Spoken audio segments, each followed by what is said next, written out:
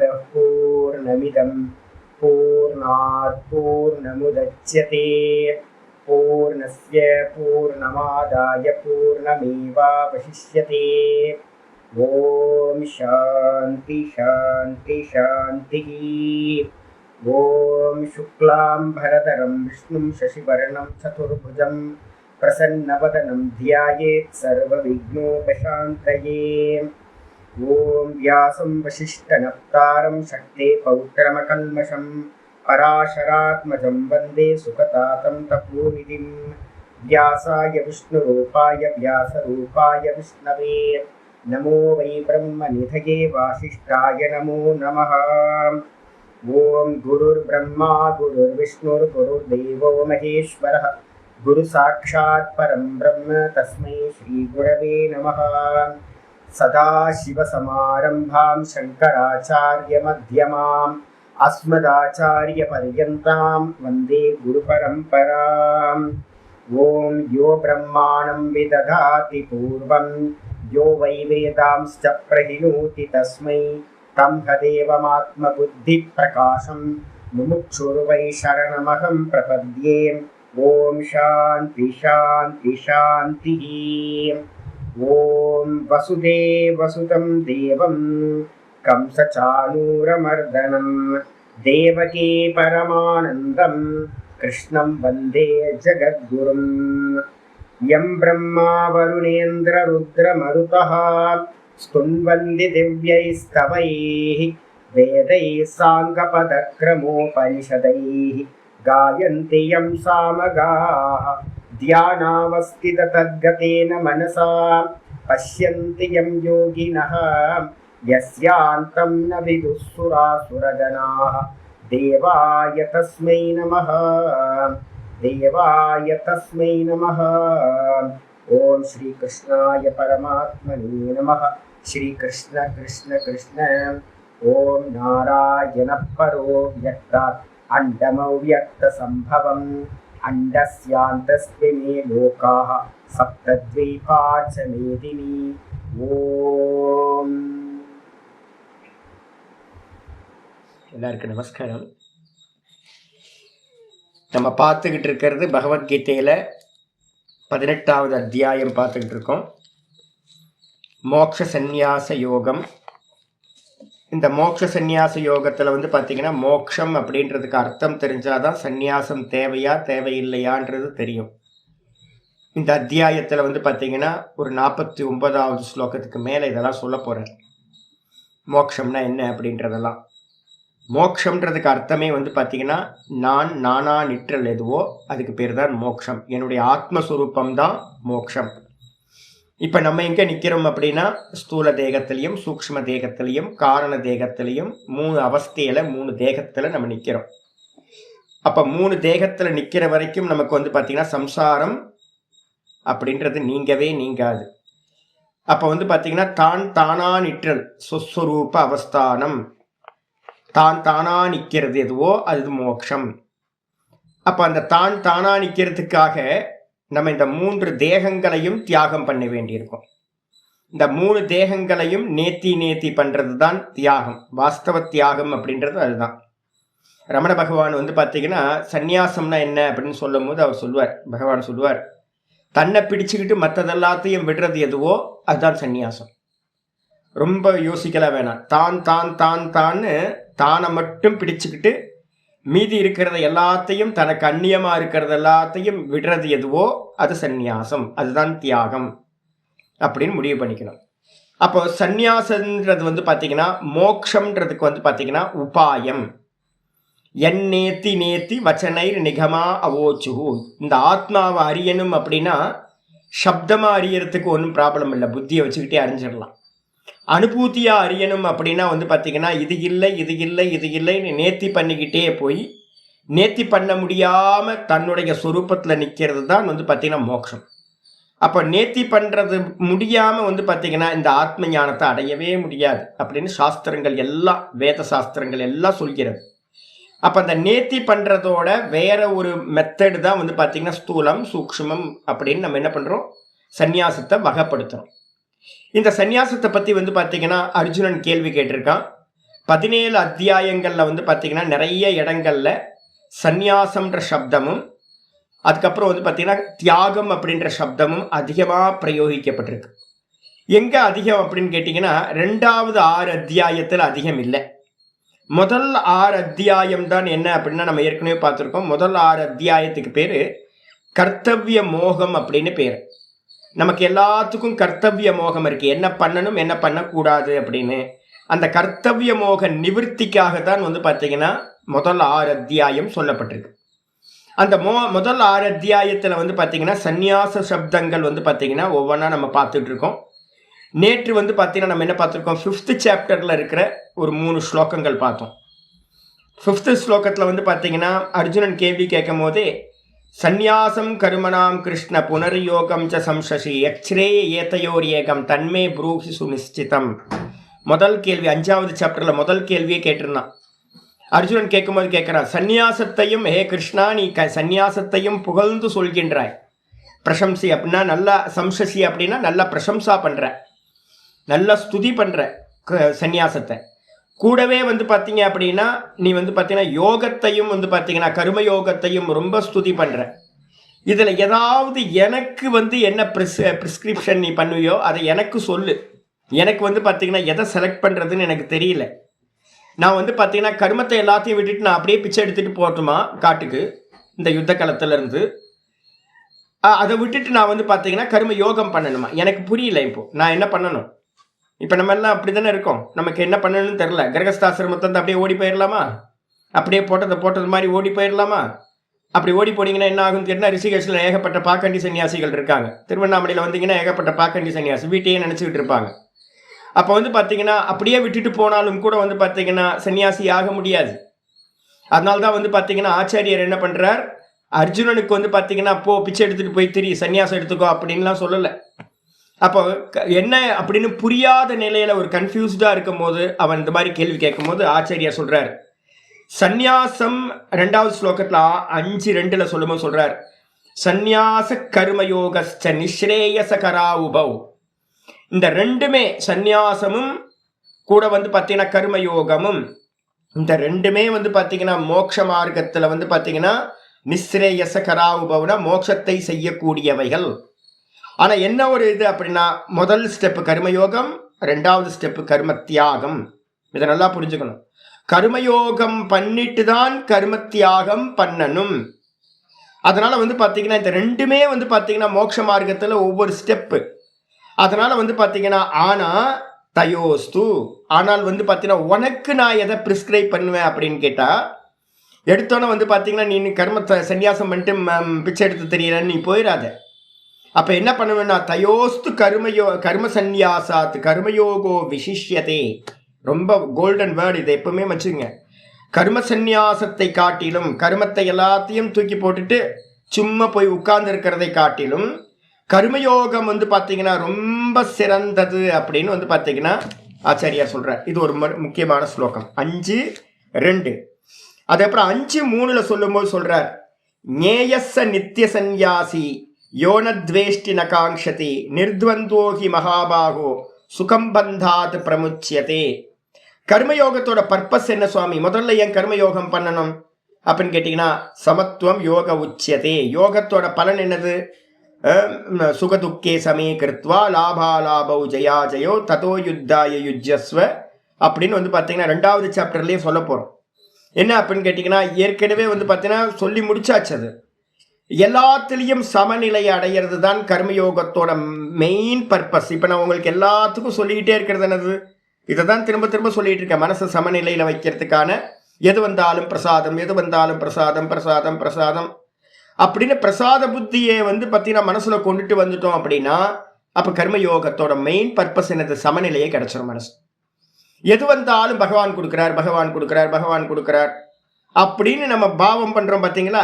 நம்ம பண்ணுற எல்லா கருத்தையும் விடலை, எல்லா கர்மத்தையும் பண்ணிக்கிட்டே வந்து பார்த்தீங்கன்னா என்ன பண்ணுறோம்? சுவாமி வந்து பார்த்தீங்கன்னா என்ன கொடுத்தாலும் அது வந்து சுவாமியோட பிரசாதம். எது நடந்தாலும் அது எது வேணால் நடக்கலாம். இஷ்டமானது, இஷ்டம் இல்லாதது, ரொம்ப அவமானம், வெக்கமான எல்லாம் விட வேண்டியிருக்கும். சுவாமி எல்லாம் படுத்தி எடுப்பார், எல்லாத்தையும் கொடுப்பார். கொடுக்கும்போது இவன் சரியா இருக்கானா, இவனோட மனநிலை சமநிலைக்கு வந்திருக்கா அப்படின்னு டெஸ்ட் பண்றதுக்காகவே பகவான் கொடுப்பார், பலப்படுத்துறதுக்காக. அப்ப அதெல்லாத்தையும் சகிச்சு ஒருத்தன் வந்து பார்த்தீங்க அப்படின்னா சமநிலைக்கு ஒருத்தன் வந்துட்டானா பிரசாத புத்தியை எடுத்துக்கிட்டு. அப்ப அந்த பிரசாத புத்தியை எடுத்துக்கிட்டு ஒருத்தன் சன்னியாசம் பண்றான் அப்படின்னா அவன் தான் நல்ல சன்னியாசியா இருக்க முடியும். அப்ப ஆச்சாரியர் சொல்லும்போது சொல்றாரு, ஞேயஸ்ய நித்திய சந்நியாசி, அவனை வந்து பார்த்தீங்கன்னா நித்திய சந்நியாசி என்று அறிந்து கொள். யார?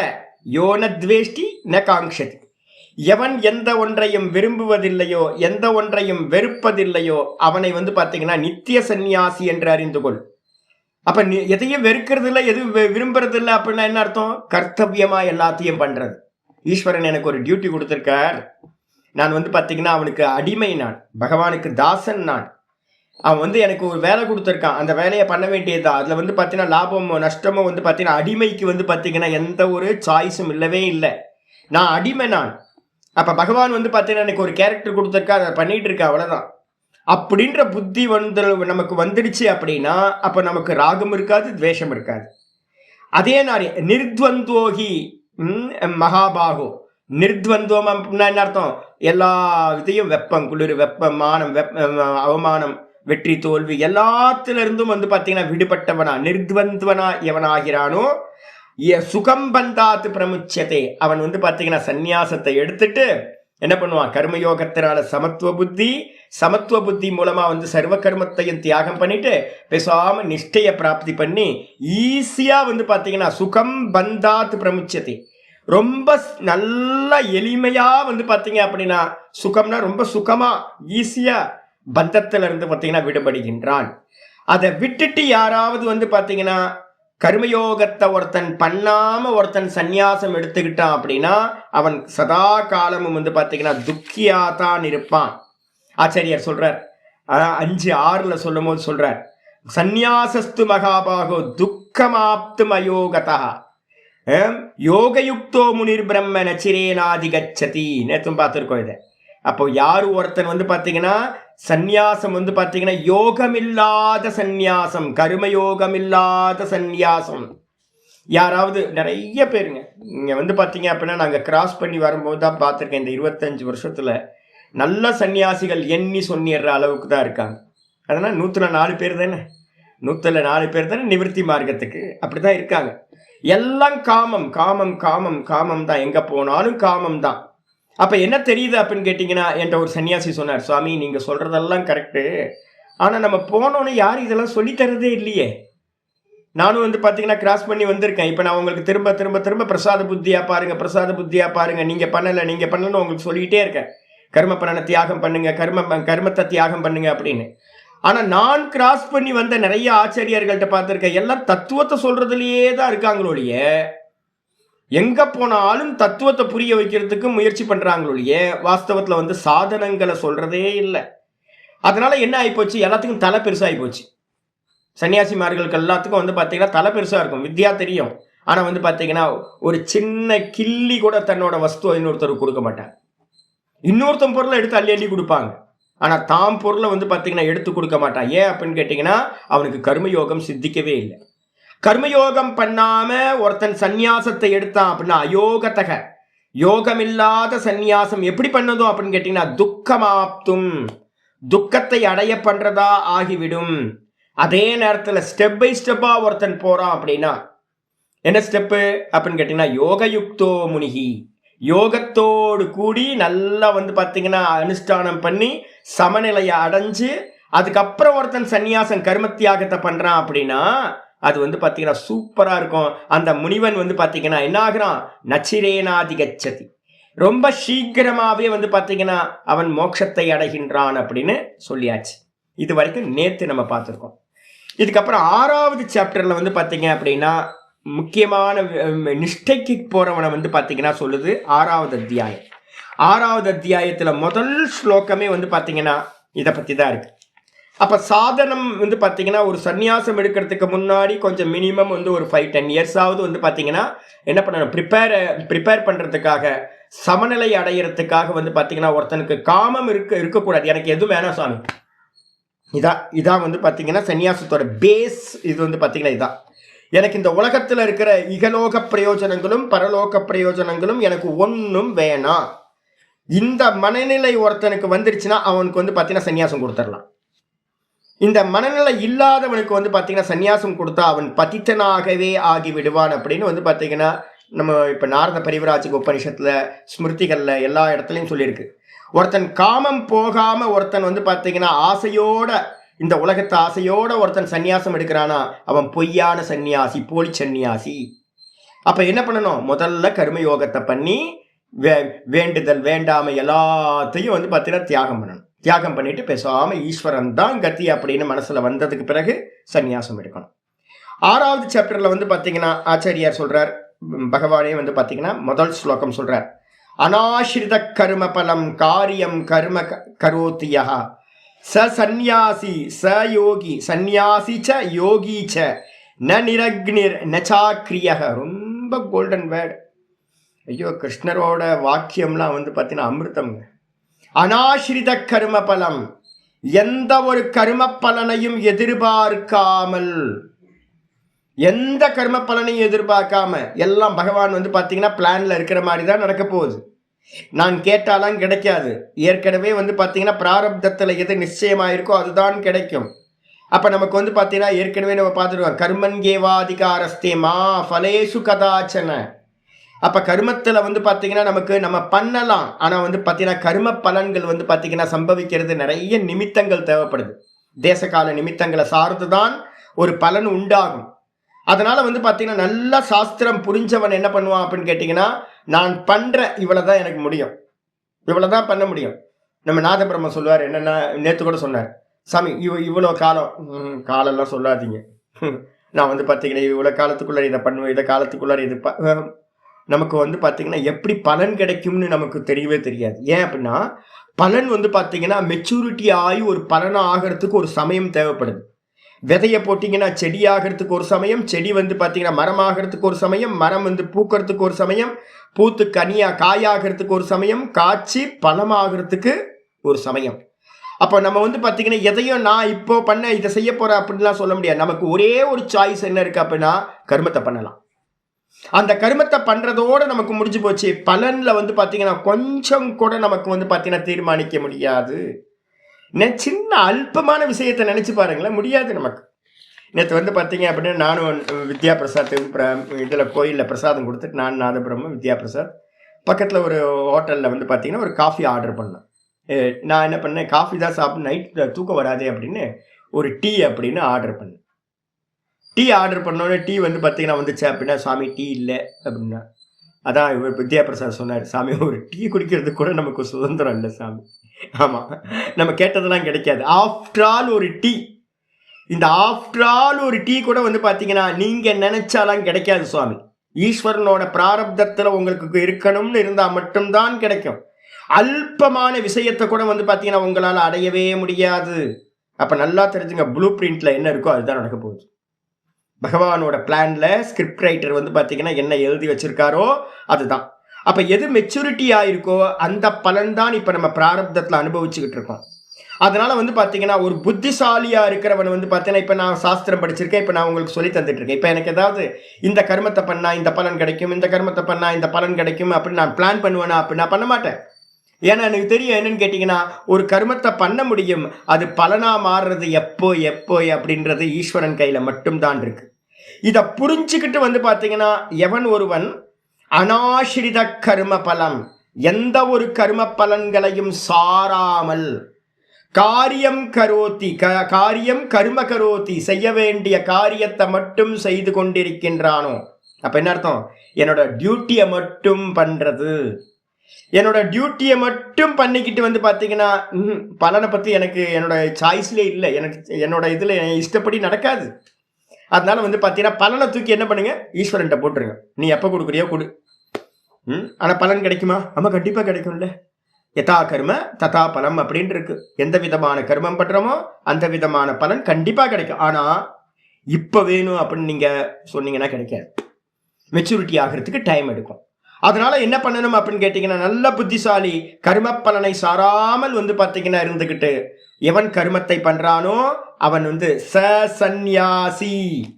அவன்தான் சந்நியாசி ஆவான்.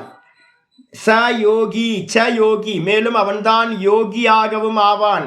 அப்ப என்ன அர்த்தம் நல்லா தெரிஞ்சுங்க. சந்நியாசிக்கும் யோகிக்கும் ஒரே ஒரு குவாலிட்டி என்ன அப்படின்னா, கர்ம பலன்களை உத்தேசமே பண்ணக்கூடாது. நான் இதை போட்டுட்டு இதை எடுப்பேன் அப்படின்னு பண்ணோம் அப்படின்னா போச்சு. நிறைய பேர் அன்னதானம் பண்றாங்க திருவண்ணாமலையில. அன்னதானம் பண்றதுக்கு பின்னாடி என்ன இருக்கு அப்படின்னு கேட்டீங்கன்னா, இன்டென்ஷன் பார்த்தீங்க அப்படின்னா, நிறைய இப்போ பார்த்தீங்கன்னா அன்னதானம் எல்லா இடத்துலையும் தன்னை வளப்படுத்திக்கிறதுக்காக அன்னதானம் ஆகிப்போச்சு. இப்போ ஏன் அப்படின்னு கேட்டிங்கன்னா, ஒரு 2-3 மெசேஜ் போட்டிங்க அப்படின்னா இன்டர்நேஷ்னல் லெவலில் பார்த்தீங்கன்னா அப்படியே மெசேஜ் பாஸ் ஆகி அன்னதானம் திருவண்ணாமலையில் அன்னதானம் பண்ணுறேன், திருவண்ணாமலையில் அன்னதானம் பண்ணுறேன்னு எல்லாம் பார்த்தீங்கன்னா ஃபண்டு நிறைய கொடுக்குறாங்க. கொடுக்கும்போது இவங்க என்ன பண்ணுறாங்க, லேண்டை வாங்கி போட்டு அதை பண்ணி இதை பண்ணி, இங்கே நிறைய பேர் அது மாதிரி இருக்காங்க. அன்னதானம் பார்த்தீங்கன்னா அந்த பிளேட்டு பார்த்தீங்கன்னா, அன்னதானம் கொடுக்குற பிளேட்டு பார்த்தீங்கன்னா உடச்சி போன பிளேட்டாக இருக்கும்.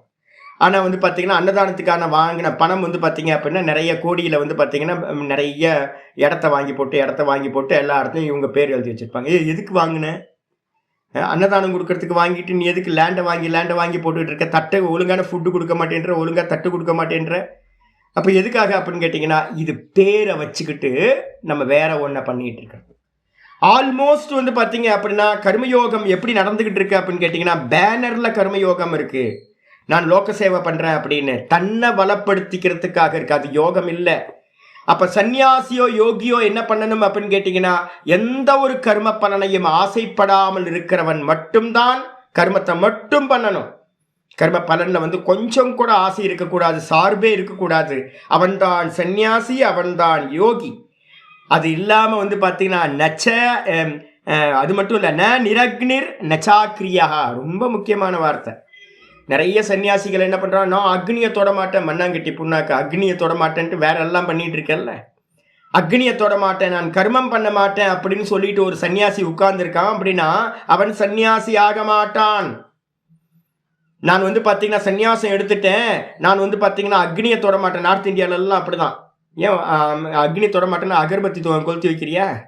இல்லை ஆரத்தி காட்டுறதுக்கு கற்பூரம் கொளுத்துறியா? அப்போ என்ன அக்னி தானே. அக்னி நான் தொடமாட்டேன் அப்படின்னும், நான் எந்த கர்மத்தையும் செய்ய மாட்டேன் அப்படின்னு ஒருத்தன் உட்கார்ந்துருக்கானா அவன் சந்நியாசி ஆக மாட்டான். எவன் பார்த்தீங்கன்னா கர்ம பலனை தியாகம் பண்ணியிருக்கானோ அவன்தான் சந்நியாசி. சொதர்மத்தை மட்டும்தான் பண்ணிக்கிட்டு இருக்கணும். சொதர்மத்தையும் எப்படி பண்ணணும், எந்த ஒரு பலனை உத்தேசம் பண்ணாம பண்ணிக்கிட்டு இருக்கணும். அப்படி பண்றவன் தான் சன்னியாசி, அவன் தான் யோகி அப்படின்னு சொல்லியாச்சு. அதுக்கப்புறம் 2வது ஸ்லோகம் சொல்றார், எம் சந்யாசமிதி பிராகு 6:2. எம் சந்யாசமிதி பிராகு தம் யோகம் தம் வித்தி பாண்டவ நஹ்ய சந்யஸ்த சங்கல்போ யோகி பவதி கஷ்டன. இது இப்போ நான் பேசிக்கிட்டு இருக்க ஸ்லோகங்கள் எல்லாம் சந்நியாசன்ற சப்தம் இருக்கும். நான் கோட் பண்ணுற எல்லாத்துலேயும் சந்நியாசம்ன்றது. இந்த சந்நியாசம்னா எம் சந்நியாசம் இதி பிராகு, பெரியவங்க ரிஷிமார்கள் வேதத்திலையும் ஸ்மிருதி கிரந்தங்கள்லையும் யாரை சந்நியாசம் என்று சொல்கிறார்களோ, சந்நியாசம்னு எதை சொல்கிறார்களோ, தம் அதனையே பார்த்தீங்கன்னா யோகம் என்றும் அறிந்து கொள்வாயாக. அப்போ நீங்க 2 சப்தம் அர்ஜுனன் கேட்டிருக்கான்ல, சந்நியாசம்னா என்ன, யோகம்னா என்ன அப்படின்னு. அதுக்கு 6வது சாப்டர்லயே ஆச்சாரியார் சொல்லிட்டார், எதை சந்நியாசம் என்று சொல்கிறார்களோ அதனையே யோகம் என்றும் அறிந்து கொள்வாயாக. யோகம்னா என்னது, கர்மபல தியாகம். சந்நியாசம்னா என்னது, கர்ம தியாகம். இந்த 2ம் பார்த்தீங்கன்னா ஒரே விஷயம்தான். ஏன்னா முதல் ஸ்டெப் கர்மயோகம், 2வது ஸ்டெப் கர்ம சந்நியாசம். அப்ப எதை பார்த்தீங்கன்னா 2த்துலையும் என்ன இருக்கு அப்படின்னு கேட்டீங்கன்னா, போன ஸ்லோகத்துல சொல்லியாச்சு, சந்நியாசிட்டையும் கர்ம பல தியாகம் இருக்கு, அவன் கர்ம பலனை சார மாட்டான். யோகத்திலையும் என்னது, கர்ம பல தியாகம் இருக்கு. அப்ப இந்த 2த்துலையும் எது ஈக்குவலா இருக்கு அப்படின்னு கேட்டீங்கன்னா, ஒரு கர்மயோகியா கிரகஸ்தாசிரமத்துல இருந்துகிட்டு நான் எந்த பலனும் தேவையில்லை சுவாமி, எனக்கு ஈஸ்வரன் தான் கோல் சுவாமி, நான் பிரசாத புத்தியோட பண்றேன் அப்படின்னு ஒரு கிரகஸ்தன் பண்ணலாம். அதே காரியத்தை ஒரு சன்னியாசி எனக்கு எதுவும் வேண்டாம் அப்படின்னு அவனுடைய கர்மத்தை கர்ம பலனை எதிர்பார்க்காம பண்ணலாம். இந்த 2மே பார்த்தீங்கன்னா ஒன்று தான். அதனால ஸ்ட்ரெயிட் ஃபார்வர்டா இருக்கணும். நம்ம கிரகஸ்தாசிரமத்தில் இருக்கணும், நான் சன்னியாசின்னு நினைக்கூடாது. நீங்க எப்படி இருக்கீங்க நீங்க தான் தெரியும். அப்போ வந்து பார்த்தீங்கன்னா அடுத்து சொல்றார், சந்நியாசம் என்பதையே நீ என்ன பண்ண, யோகம் என்றும் அறிந்து கொள். எது சந்நியாசமோ அதுதான் யோகம். ஏன் அப்படின்னா ரெண்டுத்திலையும் கர்மப்பல தியாகம் ரெண்டுத்திலையும் ஈக்குவலா இருக்கு. அதுக்கு அடுத்தது நஹ்ய சந்யஸ்த சங்கல்போ யோகி பவதி கஷ்டன. எவன் இப்போ உங்களுக்கு சொல்லிட்டாரு, சாமி பரவாயில்லையே நானா கிரகஸ்தாசிரமத்திலேருந்து யோகியா சாமி அப்படின்னா அடுத்த லைன் வந்து பார்த்தீங்கன்னா உங்களுக்கு செக் வைக்கிறேன். என்ன பண்றேன்னா, எவன் ஒருவன் வந்து பார்த்தீங்கன்னா சங்கல்பத்தை தியாகம் செய்யவில்லையோ, சங்கல்பம்னா இது வேணும் இது வேணும் இது வேணும் இது வேணும், எல்லா இடத்துலையும் அது என்ன, எல்லா இடத்துலையும் வந்து பார்த்தீங்கன்னா சங்கல்பம். क्या मतलब है, என்ன பிரயோஜனம் என்ன பிரயோஜனம், இதே தான் யோசிச்சுட்டு இருப்போம். இதனால என்ன கிடைக்கும், இதனால ₹1 போட்டோன்னா ₹2 கிடைக்குமா, ₹1 போட்டால் ₹10 எடுக்க முடியுமா? இதே தான் இந்த புத்தி வந்து பார்த்தீங்கன்னா லோபம். மனுஷ புத்தியை எதனால ஆரம்பிட்டது, டிஃபால்ட்டாக வந்து படைக்கும் போதே நம்ம லோப புத்தியோட பிறந்துட்டோம் எல்லாரும். அதனால எப்போ பார்த்தாலும் வந்து பார்த்தீங்கன்னா எனக்கு இது வேணும் இது வேணும் இது வேணும், இதை பண்ணால் இது கிடைக்கும், இதை பண்ணால் இதை வைஷ்ய புத்தியோட இருக்கும். எல்லாத்தோட புத்தியும் வைஷ்ய புத்தி ஆயிடுச்சு. கால்குலேஷன் பண்ணிக்கிட்டே இருக்கிறோம். அப்போ வந்து பார்த்தீங்கன்னா அவன் யோகி ஆக முடியாது. எவன் யோகி அப்படின்னு கேட்டீங்கன்னா, என்னோட டியூட்டியை மட்டும் பண்ணுவேன், எந்த சங்கல்பமும் இல்லை. சங்கல்பத்தை எல்லாத்தையும் தியாகம் செய்யாதவன் ஒருவன் யோகி ஆக முடியவே முடியாது. அடிச்சா அப்ப வந்து பார்த்தீங்கன்னா யோகி ஆகணும்னு என்ன பண்ணணும், கர்ம பலனை வந்து பார்த்தீங்கன்னா சங்கல்பிக்காம இருக்கணும். அவன் தான் யோகி. அந்த யோகத்தினால இவனுக்கு ஒரு சமநிலை கிடைச்சிடும். சமநிலை கிடைச்சிச்சுன்னா அந்த கர்மத்தை தியாகம் பண்ணிடலாம். அதுக்கப்புறம் முக்கியமானது சொல்றார். என்ன சொல்றாரு அப்படின்னா, இந்த 3 ஸ்லோகம் ரொம்ப இம்பார்ட்டன்ட். ஒருத்தன் வந்து தியானத்துல போய் உட்காரணும் அப்படின்னா அவனுக்கு வந்து கர்மத்தை பண்ணிக்கிட்டு தியானத்துல உட்கார முடியாது. நிறைய ப்ரோக்ராம் பண்றேன், எனக்கு நிறைய ஆசைகள் இருக்கு அப்படின்னா அவனால தியானத்துல உட்கார்ந்து நிர்குண பிரம்மத்தை அடைய முடியாது. அப்ப அவனுக்கு என்ன பண்ணணும்னு கேட்டீங்கன்னா, கர்மத்தியாகலாம் பண்ணாத, கர்மயோகத்தை பண்ணு, நல்லா அனுஷ்டானம் பண்ணி மனசை சமநிலைக்கு கொண்டு வா. சமநிலைக்கு கொண்டுட்டு வந்துட்டு வந்து பார்த்தீங்கன்னா அப்படின்னா நீ என்ன பண்ணு, கண்ணை மூடி உட்கார்ந்து ஆத்மனிஷ்டைக்கு போ அப்படின்னு சாஸ்திரம் சொல்லுது. அதுக்காக தான் 3வது ஸ்லோகம் சொல்றாரு. 6:3 ரொம்ப இம்பார்ட்டன்ட் சொல்றாரு. யோகா 6 ருக்ஷோர் முனேர் யோகம் கர்ம காரணமுச்யதே யோகாரூடஸ்ய தஸ்யைவ ஷமக்காரணமுச்யதே. 6 ருக்ஷோஹோ அப்படின்னா யாரு அப்படின்னா ஆரூடும் இச்சுஹு. இந்த யோகம் அப்படின்றது வந்து சமநிலை நம்ம சொன்னோம் பார்த்தீங்களா, அந்த சமநிலையை ஏறுறதுக்கு ஒரு குதிரை மாதிரி வச்சுங்க. அந்த சமநிலைன்ற குதிரையில ஏறுறதுக்கு வந்து பார்த்தீங்கன்னா எது சாதனம் அப்படின்னு கேட்டீங்கன்னா கர்மம் தான் சாதனம் என்று சொல்லப்படுகிறது. யாராவது ஒருத்தன் வந்து பார்த்தீங்கன்னா கர்மத்தை விட்டுட்டு உட்கார்ந்தான் அப்படின்னா அவனுக்கு வந்து இன்ஸ்ட்ருமெண்ட் இல்லாதனால சமநிலை கிடைக்கவே கிடைக்காது. ஒருத்தன் ஒரு சமநிலையை அடையறதுக்கு எது சாதனம் அப்படின்னா, அதனால தான் நம்ம சொல்றோம் முதல்ல கர்மம், அதுக்கு அடுத்த ஸ்டெப் வந்து பார்த்தீங்கன்னா சமநிலையை அடையறதுக்காக கர்ம யோகம். கர்மத்தில் இருக்கிற வரைக்கும் நீங்கள் என்ன பண்ணுவீங்க, சங்கல்பெல்லாம் பண்ணிக்கிட்டு இருப்பீங்க. அப்போ மனசு வந்து பார்த்தீங்கன்னா லாபம் நஷ்டம் மானம் அப்பமானம் எல்லாத்துலேயும் சஞ்சலிச்சுக்கிட்டு இருக்கும். எப்போ நீங்கள் வந்து கர்ம பலனை ஈஸ்வரனுக்காக அர்ப்பணம் பண்ணிக்கிட்டே வரீங்களோ அப்போ மனசு மெதுவா சமநிலைக்கு வந்துடும். மனசு சமநிலைக்கு வந்தாதான் வந்து பார்த்தீங்கன்னா நீங்கள் நிதித்தியாசனத்துக்கு போக முடியும், நிஷ்டையை அடைய முடியும். அதனால என்ன பண்ணணும்னா, முதல் வந்து பார்த்தீங்கன்னா யோகத்தில் ஏற நினைப்பவனுக்கு, சமநிலையை அடைய நினைப்பவனுக்கு கர்மம் தான் சாதனம், கர்மத்தை தியாகம் பண்ணக்கூடாது. அதே நேரத்தில் ஒருத்தன் வந்து பார்த்தீங்கன்னா கர்மயோகத்தை அபியாசம் பண்ணி மனசு சமநிலைக்கு வந்துருச்சு. அவனுக்கு மீட்டர் தெரியும், உள்ளதானே இருக்கு மீட்டர். இந்த மீட்டரை வச்சுக்கிட்டு பார்க்குறான், என்னுடைய மனசு எப்போவுமே ஒரு சமநிலையிலேயே இருக்கு, எந்த ஒரு இடத்துலையும் வந்து பார்த்தீங்கன்னா துள்ளி குதிக்கலை, துவண்டு போகலை, எதையோடையும் ஈஷிக்காமல் வந்து பார்த்தீங்கன்னா மனசு வந்து பார்த்தீங்கன்னா சுத்தமாக பவித்திரமாக இருக்குது, சாந்தமாக இருக்குது அப்படின்னு தெரிஞ்சிருச்சு அப்படின்னா அவன் தெரிஞ்சுக்கலாம் அவனுடைய கர்மயோகம் பலன் கொடுத்துடுச்சு அப்படின்னு. யோகத்தில் ஏறிட்டான்னு அவனுக்கு தெரிஞ்சிடுச்சு அப்படின்னா அது அடுத்து சொல்றார், யோகாரூடஸ்ய தஸ்யைவ, அவனே யோகாரூடனா ஆயிட்டான் அப்படின்னா, கர்மயோகத்தை அனுஷ்டானம் பண்ணி மனசோட சமநிலையை அடைஞ்சிட்டான் அப்படின்னா அவன் என்ன பண்ணணும் அப்படின்னா திரும்பவும் கண்டினியூ பண்ணக்கூடாது கர்மயோகத்தை. என்ன பண்ணணும் அப்படின்னா சமக்காரணம் உச்சத்தை, அவன் என்ன பண்ணணும், எல்லாத்தையும் சந்நியாசம் பண்ணிட்டு பேசாமல் இருக்கணும். குரங்கு வந்து பார்த்தீங்கன்னா என்கிட்ட கோவப்பட்டுட்டு என்ன பண்ணுறீங்களா, உங்களுக்கு நான் கொஞ்சம் விரட்டி விட்டேன் அப்படின்னா இந்த பெரிய குரங்கெல்லாம் இருக்குது, இந்த கிளையில போய் மரத்து கிளையில வச்சு உலுக்கி விடும். அதோட கோபத்தை காட்டுறத பார்த்தீங்கன்னா ரொம்ப என்ன எதுவும் பண்ண முடியாது, பாவம். என்ன பண்ணணும், மேலே போயிட்டு அந்த மரத்தை பிடிச்சி உழுக்குன்னு உழுக்கும். அது மாதிரிதான் நம்ம மனசு சமநிலைக்கு அடைஞ்சிட்டு திரும்ப கர்மயோகத்துல போனோம் அப்படின்னா இந்த கிளையை பிடிச்சி உழுக்கிற மாதிரி மனசை வந்து பார்த்தீங்கன்னா உலுக்கி விடுற மாதிரி ரொம்ப ஆட்டத்தை உண்டு பண்ணும். அதனால வந்து பார்த்தீங்கன்னா சமநிலையை அடையறதுக்காகத்தான் கர்மயோகம். சமநிலையை அடைஞ்சாச்சு அப்படின்னா அடுத்த ஸ்டெப்புக்கு நிஷ்டைக்கு போயிடணும். கர்மத்தை திரும்ப கர்மயோகத்தை பண்ணக்கூடாது. அப்போ ஒரு ஸ்டெப்பு நல்லா தெரிஞ்சுங்க. முதல்ல கர்மம், ரெண்டாவது கர்மயோகம், மூணாவது கர்ம தியாகம்னு சொல்லக்கூடிய கர்ம சந்நியாசம். கர்ம சந்நியாசம் பண்ணிட்டு எதுக்காக அப்படின்னு கேட்டீங்கன்னா வெறும் நிஷ்டையில உட்கார்றதுக்காக. இதுதான் ஸ்டெப்பா சொல்லப்பட்டிருக்கு. 6 அத்தியாயத்துல சந்நியாசத்தை பத்தி சொல்லியாச்சு. சொன்னதுக்கு பிறகு வந்து பாத்தீங்கன்னா 12:6 அப்படின்னு அடுத்த இது போட்டுங்க.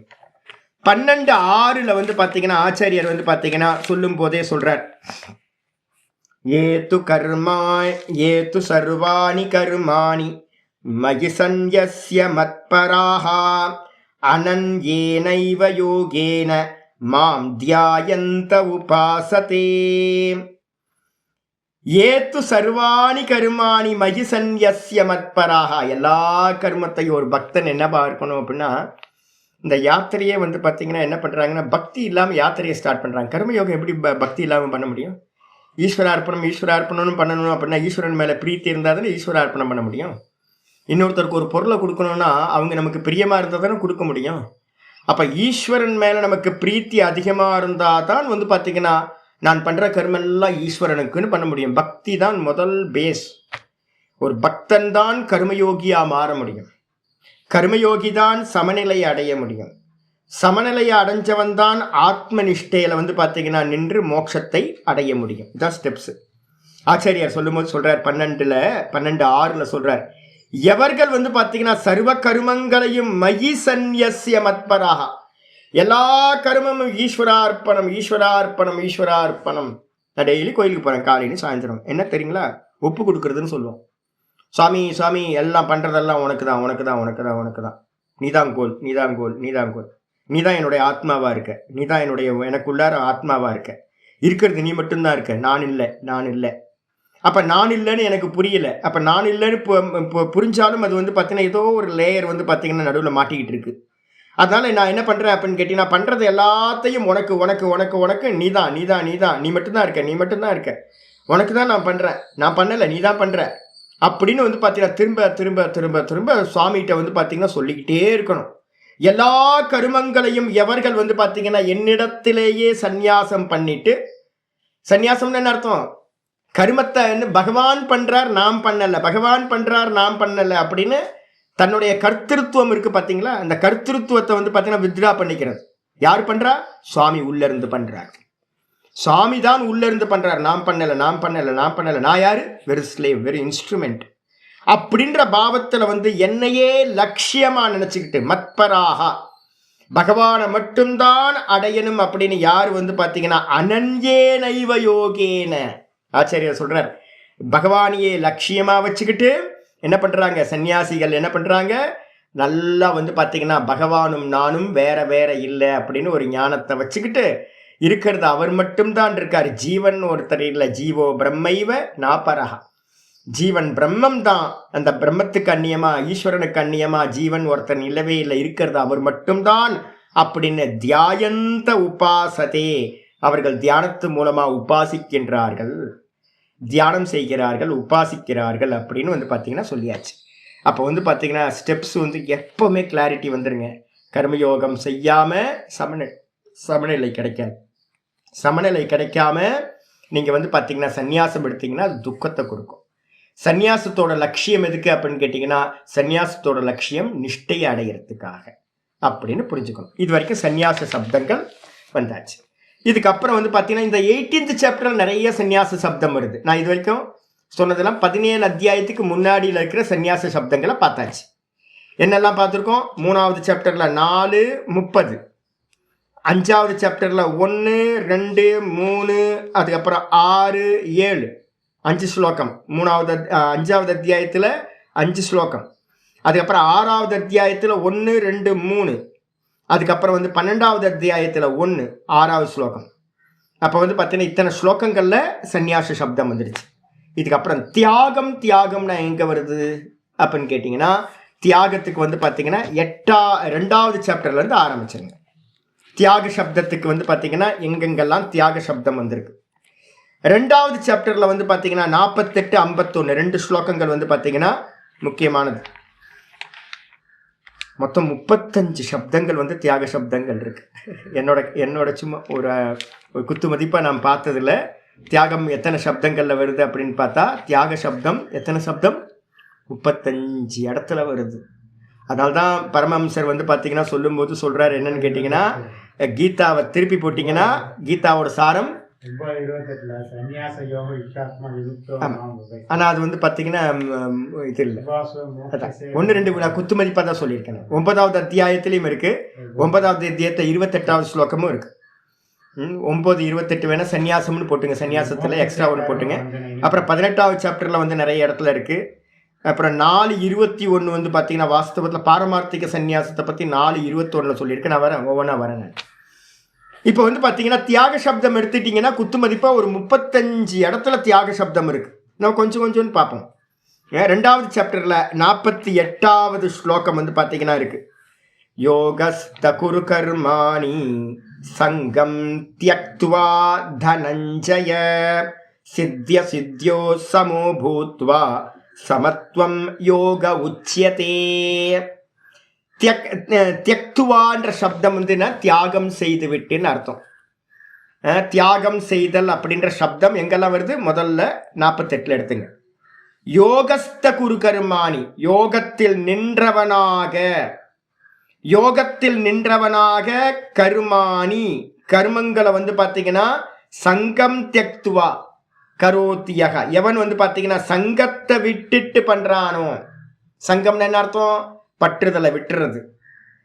எனக்கு இது கிடைக்கும் அது கிடைக்கும்ன்ற ஆசை இருக்கு பார்த்தீங்களா, அதெல்லாத்தையும் விட்டுட்டு யோகம்னாவே சமநிலை. என்ன நடந்தாலும் வந்து பார்த்தீங்க அப்படின்னா என்னுடைய மனசோட சமநிலையை நான் விடமாட்டேன் அப்படின்னு லாபமோ நஷ்டமோ எதா இருந்தாலும் சித்தி அசித்தியோகோ, காரியம் பண்ணுறது ஒன்று வந்து பார்த்தீங்கன்னா சக்ஸஸ் ஆகலாம். நம்ம சில காரியம் பண்ணுவோம், அது சக்ஸஸ் ஆகாமலும் போகலாம். அப்போ வந்து பார்த்தீங்கன்னா எல்லா காரியமும் ஜெயிக்கணும் அப்படின்ற அவசியம் இல்லை. அதனால் வந்து பார்த்தீங்கன்னா காரியத்தில் ஜெயிக்கலாம், காரியத்தில் தோற்று போகலாம், சித்தி அசித்தி ரெண்டும் உண்டாகலாம்.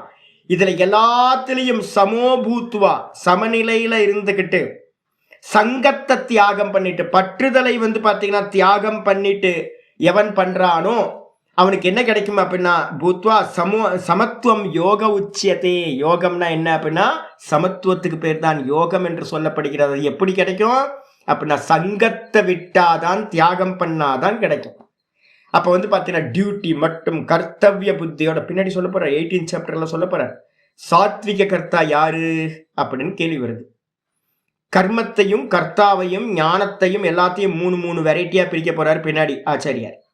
அதுல பிரிக்கும் போது சொல்றாரு சாத்விக கர்த்தா யாரு அப்படின்னு கேட்டீங்கன்னா, எந்த கர்த்தா ஒரு கர்மத்தை பண்ணும் போது இது என்னோட டியூட்டி கர்த்தவியம் அப்படின்றத மட்டும் மனசுல வச்சுக்கிட்டு ஒரு டியூட்டியா எவன் தன்னுடைய கர்மத்தை பண்றானோ, பலன் மேல ஆசை இல்லாம பற்றுதல் இல்லாம. நான் சொன்னல இங்க ஒரு தியேட்டர் வாசல்ல வந்து பாத்தீங்கன்னா ஒரு செருப்பு தைக்கிறவர் இருக்கார். அந்த செருப்பு தைக்கிறவர் வந்து பாத்தீங்க அப்படின்னா நான் இங்க நல்ல நல்ல ஆட்கள்லாம் பார்த்துருக்கேன். அன்னைக்கு ஒரு நாள் பிரிண்டர்கிட்ட போறேன், ஒரு செருப்பு தைக்கிறகிட்ட போயிட்டு வந்து பார்த்தீங்கன்னா வேணுன்னு நான் ஒரு செப்பல் தைக்கிறதுக்கு கொடுத்தோன்னே எவ்வளோன்னு கேட்டேன். ஒரு 40 ரூபா அப்படின்னாரு. நான் 100 ரூபாய் கொடுத்து இருக்கட்டு வச்சுங்க அப்படின்னா, இல்லை சாமி வேணாம் சாமி, இதுக்கு இந்த வேலைக்கு வந்து பார்த்தீங்கன்னா 40 ரூபா தான் சாமி, இதுக்கு மேலே எனக்கு ஒரு ரூபாய் என்னோட காசு எனக்கு போதும் சாமி அப்படின்ட்டு கரெக்டாக 40 ரூபா எடுத்துகிட்டு மீதி 60 ரூபாய் கொடுத்தோம். அடப்பாவி மனுஷா, என்ன நேர்மை வந்து பார்த்தீங்கன்னா ஒரு செருப்பு தைக்கிற ஒரு மகா தரித்திரம் பிடிச்ச ஒரு ஆள்கிட்ட அவன் வஸ்திரம் சரியில்லை, அவர் ஏதோ பொழப்பு ஓடிட்டு இருக்கு, அவர்கிட்ட இருக்கிற அந்த ஜென்யூன் பாருங்க. எனக்கு இவ்வளவுதான், இந்த கடமை இந்த இதுக்கு இவ்வளவுதான் போதும் சாமி. ஒரு பிரிண்டர்கிட்ட போகிறேன், ஒரு பிரிண்டர்கிட்ட வந்து பார்த்தீங்கன்னா கட் பண்ணி வாங்குறதுக்காக புக்ஸ் எல்லாம் கட் பண்ணிட்டு வந்து பார்த்தீங்கன்னா ஒரு பையன் வந்து பார்த்தீங்கன்னா ஒரு 28-30 வயசு தான் இருப்பான். அந்த பையன்கிட்ட வந்து பார்த்தீங்கன்னா அவன் எனக்காகவே வந்து அதை ஓப்பன் பண்ணி அந்த கட்டிங் மிஷினை போட்டு அது எல்லாத்தையும் வெட்டி கொடுத்தான். எவ்வளோ ஜி அப்படின்னு கேட்டால் 50 ரூபா. 100 ரூபாய் எடுத்து கொடுத்தா கரெக்டாக இல்லை ஜி இருக்கட்டும் ஜி, ஒரு ஒர்க்மேன்ஷிப்புக்குன்னு ஒரு வேல்யூ இருக்குது, நீங்கள் இருக்கட்டும் அப்படின்னா இல்லை சாமி நம்ம காசே நமக்கு ஒட்ட மாட்டேங்குது சாமி, இன்னொருத்தரோட காசு எதுக்கு சாமி அப்படின்னு ஜென்யூனாக வந்து பார்த்தீங்கன்னா 50 ரூபா எடுத்துட்டு 50 ரூபா எனக்கு வேணவே வேணாம் சார், நான் வலுக்கட்டாயமாக திணிக்கிறேன், எனக்கு வேணாம், ஒரு நையா பைசா கூட என்னோட ஒர்க்குக்கு அந்நியமாக எதுவுமே தேவையில்லை சாமி, இதுக்கு இவ்வளோதான் சாமி வாங்கணும். இல்லை அப்படின்னு நான் என்ன கேட்டேன், ஏஞ்சி வாங்க ஒரு நாள் தானே. இல்லை சாமி, மனசில் ஆசை வந்துடும் சாமி.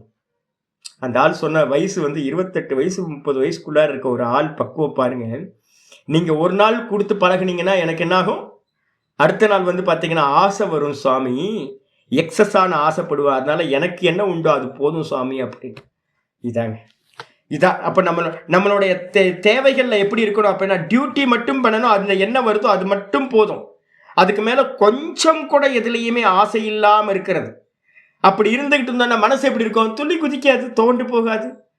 இப்போ சமத்துவத்தை அடையிறது மட்டும்தான் வந்து பார்த்தீங்கன்னா யோகம் என்று சொல்லப்படுகிறது. சமத்துவம் யோக உச்சத்தை 2:48 அப்புறம் 2:51 சொல்றார், கர்மஜம் புத்தி யுக்தாகி பலம் தியக்த்வா மனிஷினஹ ஜன்ம பந்த விநிர்முக்தாக பதம் கச்சந்திய நாமயம்.